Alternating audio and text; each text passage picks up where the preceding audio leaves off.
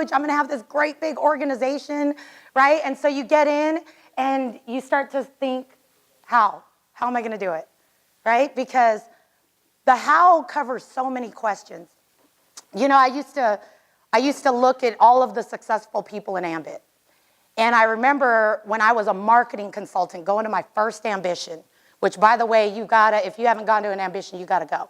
It's the only reason why I'm still, standing in front of you today, because, you see all of these awesome people doing this, all of this awesome stuff in this awesome business. And so you start to love the word awesome and you start to love the word Ambit, right? Because you start looking at all of the success that can happen here, but you are thinking how. How did they get to be walking across the stage? How did they get to become executive consultants sitting on the floor in the front rows? How did they get to be, going to these black tie dinners, and getting that top section? How come I can't do that? Richard and Miriam Waito were a great model for us because we used to look and see everything that they did, we wanted to do next. And it was funny because, you pick someone and early on, she's gorgeous. Miriam Waito just looks great on stage. And I was like, man, that's a good model to be after, right? I was like, yeah, I can't get down to the size, right? But, I'm just gonna start getting the shoes and it'll work out. It'll work out. But you start to look at the successful consultants that are running in this business and you start to want to do that. You start to want to be like that. So you start to think, how can I get from where I'm at now to where they're at? And you start to realize something. You need the skills to use the tools. Because we all have the same tools. We all have a website, right? We all have the access to Success from Home magazine. We all have access to good leaders that'll do 3-way calls for us. We've got access to all the same tools. But it was my son Joshua Duncan who said to me one day, and I don't know where he got it from, but I got it from him. And we'll give credit, as far back as we can remember until we start taking credit ourselves. But he said, we could give you the tools, but we can't make you build, right? And we started to think about what makes people just, sit on their tools. Like today's training, a lot of us are taking some good notes, right?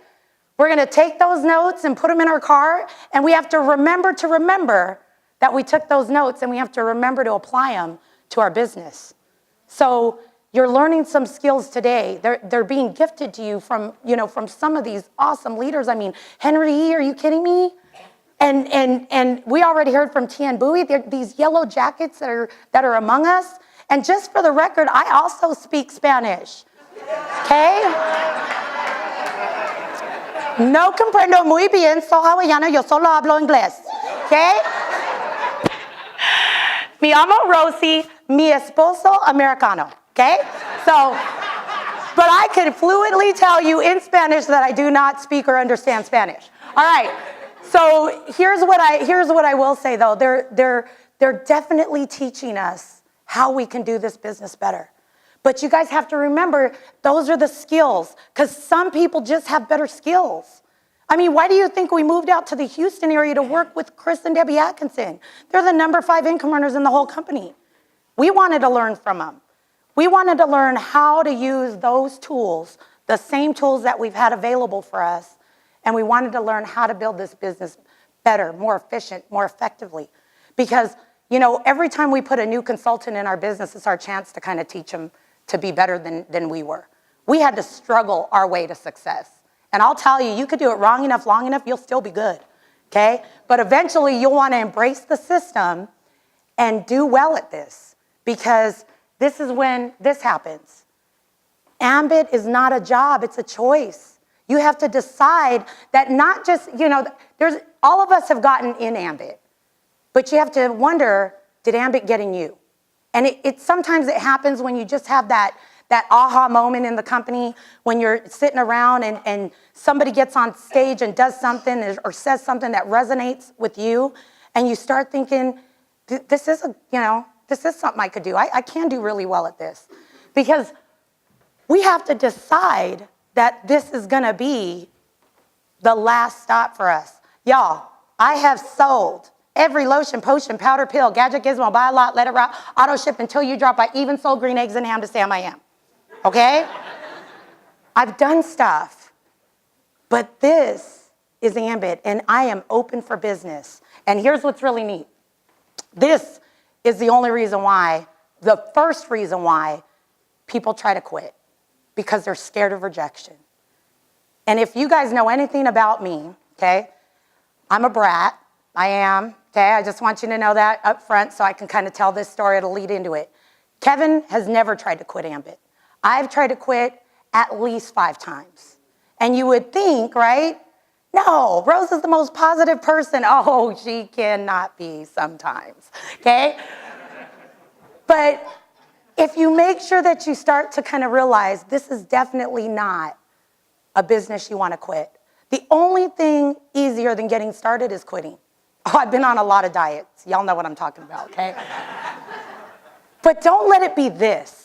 You know, when I worked at Verizon Wireless, and this is where a lot of my training kind of came into place, and I used the stuff that I learned there here in Ambit.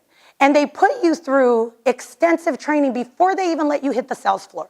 They put about $30,000 worth of training into their sales team, each person, before they even let you say hello to your first customer.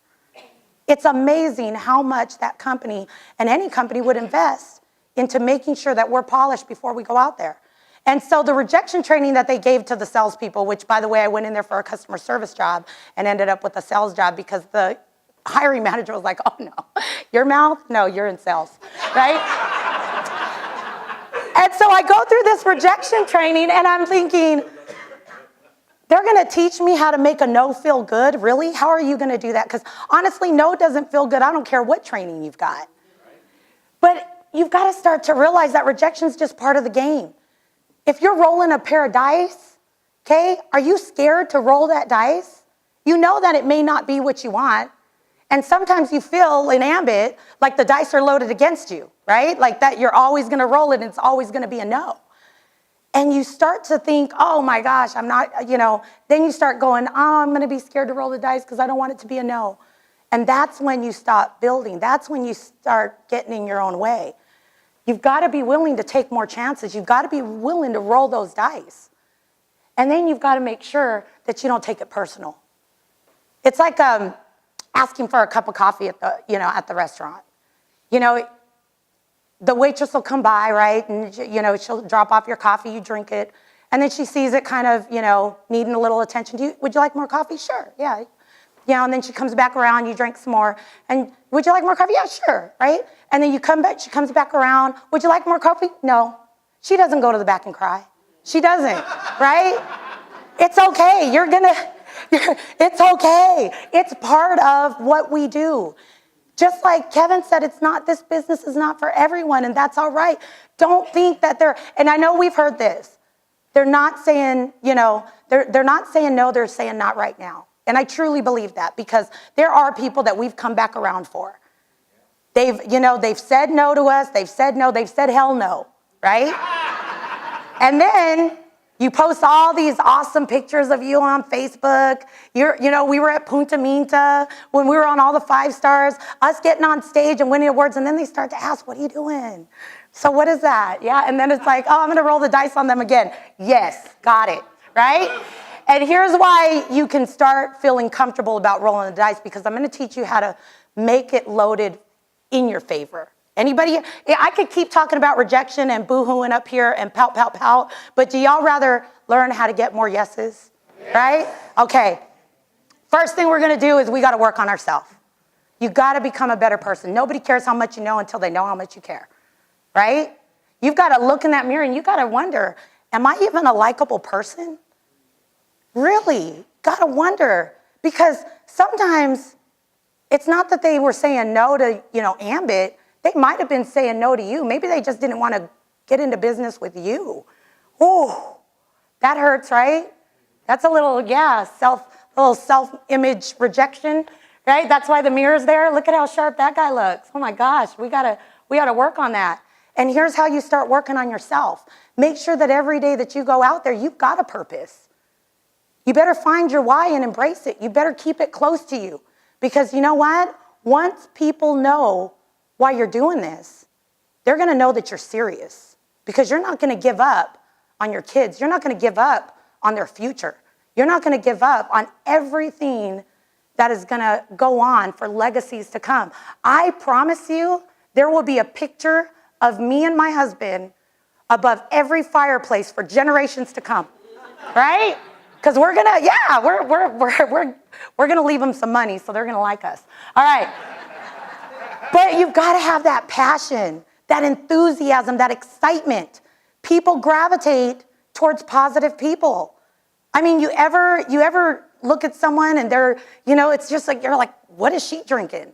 I want whatever she's having, and that's because people just want to be around the fun. They want to be around the fabulous. And it's like, be the fun and the fabulous. Go ahead, but have good posture. And when I'm saying have good posture, you got to be confident. You have got to be confident and comfortable at all times in this business. People need to know that you know what you're doing. I remember when I was, scared to go up on stage, and Bear was one of the people that kind of helped me do my first presentations. He's like, you already know this stuff. You just need to know that you know. And sometimes we have to convince ourselves before we could even convince others, right? But I'll tell you, you better look good, okay? People want to follow professionals. Talitha was actually my image consultant. She taught me how to not wear black all the time, okay?